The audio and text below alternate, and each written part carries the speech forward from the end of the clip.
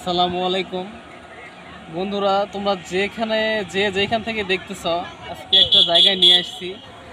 যারা মারে ভালোবাসো, যাদের মায়ের প্রতি অপরিসীম ভালোবাসা আছে, যাদের মনে, তাদের জন্য একটা জায়গায় নিয়ে আসছি। বন্ধু আসো।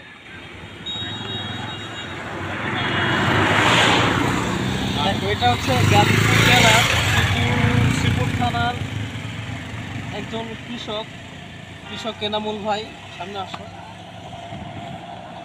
কৃষক এনামুল ভাই, ওনার মায়ের প্রতি যে ভালোবাসা, সেই ভালোবাসা তার ক্ষেতে ধান চাষের মাধ্যমে তুলে ধরেছে। যেটা অনেক, আমাদের মতো অনেক মা প্রেমী যারা সন্তান আছে তাদের মনে সারা জাগাইছে। সবাই অনেকে দূর দূরান্ত থেকে আসতেছে, এখানে ছবি নিচ্ছে, ভিডিও করতেছে। তাদের মায়ের প্রতি আসলে ভালোবাসা আছে। আর যাই হোক, জায়গাটা দেখাও, ভালো করে দেখাও। দেখতেই পাচ্ছেন মা লেখাটা কত সুন্দরভাবে ফুটে তুলেছে। মন একদম ভরে যাচ্ছে, ঠান্ডা হয়ে যাচ্ছে। তো কিছু বলো, আর কিছু বলো। আসলে কিন্তু পৃথিবীতে মায়ের মতো কিছু নাই। জন্মের পর থেকে যারা যেই সন্তান মারে দেখে নাই বা মায়ের ভালোবাসা পায়, হয়তো তার মধ্যে এরকম হবে না, কিন্তু সে অভাবটা বুঝবে যে মা কি জিনিস। কিন্তু এরকম একটা মহৎ কাজ কয়জন করতে পারে, কয়জনের ধৈর্য কুলায় আর কি।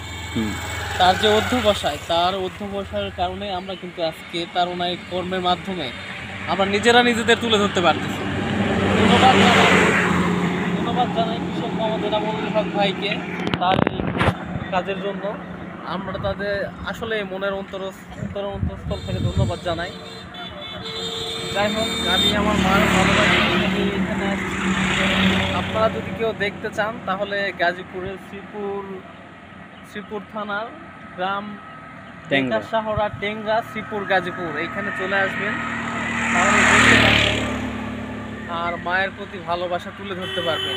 ধন্যবাদ। ভাইরা কাজের এই মায়ের প্রতি যে ভালোবাসা, এই প্রতিচ্ছবির মাধ্যমে যে করছে, শাসন অনেক মহৎ গুণ নিয়েই করছে। গুণের মধ্যে অনেক মায়ের প্রতি ভালোবাসা নিয়েই করছে। অবশ্যই মায়ের জন্য যতটা ভালোবাসা আছে, যে কতটা তার মনে ভালোবাসা আছে, এটা সে তার এই কাজের মাধ্যমে সে ফুটিয়ে তুলেছে সারা বাংলাদেশ।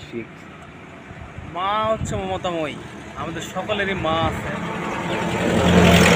যে কতটা মারে ভালোবাসে, হয়তো কেউ কোনোদিন তা প্রকাশ করেনি বা করতে চায়নি। এই ভাই কৃষক মোহাম্মদ এনামুল হক, ওনার মনে মায়ের প্রতি যে ভালোবাসা, উনি তার কর্মের মাধ্যমে তা বুঝিয়েছেন আমাদের। শুধু এইটাই না, এই কাজের মাধ্যমেও আমরা অনেকেই আসছি, ছুটে চলে আসছি দেশের বিভিন্ন প্রান্ত থেকে এটা দেখার জন্য। এই কাজটা করেছেন, এটা একটি মহৎ কাজ। আমাদেরও মায়ের কথা স্মরণ করতেছে। আমরা অনেক দূরে আছি বাসা থেকে। তো যারা নাকি মনে পড়তেছে, যারা মাকে বৃদ্ধাশ্রমে রাখছে, অনেক বড় লোক, অনেক, তাদের উদ্দেশ্যে কিছু বলো। এটা কৃষক মানুষ যদি এরকম কাজ করতে পারে, আর তারা অনেক ধনী, টাকা পয়সা হয়েও তারা মাকে কেন বৃদ্ধাশ্রমে রাখে, তো সেই বিষয়টুকু একটু আপনি ক্লিয়ার করেন। আমাদের কারোরই উচিত না। মা 10 মাস 10 দিন গর্ভে ধারণ করে অনেক কষ্টে। আমরা যখন পৃথিবীতে ভূমিষ্ঠ হয়, তখন একটা মাই জানে তার কেমন কষ্ট। তো যাই হোক, এইভাবে যে আমরা প্রত্যেকেই যদি এইভাবে আমাদের মায়ের প্রতি ভালোবাসা, শুধু এইভাবে না, বিভিন্ন কাজের মাধ্যমে যদি মায়ের প্রতি ভালোবাসা ফুটিয়ে তুলি, তাহলে ইনশাল্লাহ কোনো কারো মনে ধারণা আসবে না যে মাকে বৃদ্ধাশ্রমে রাখার জন্য। ঠিক আসলে আমরা সমাজে যা কিছু দেখি দুই চোখে, সেটাই কিন্তু বিশ্বাস করি আর সেইটাই মেনে নেই, সেইভাবে জীবন চালনা করতে ইচ্ছা করি বা ভালো মনে করি।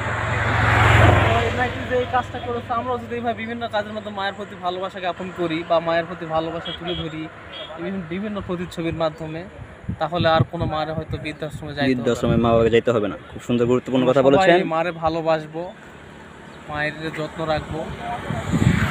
কারণ একটা সন্তান মায়ের কাছে কখনোই, সে কানা হোক বা ল্যাংড়া হোক, প্রতিবন্ধী হোক, মায়ের কাছে কোনো সন্তানই অপ্রিয় হয় না।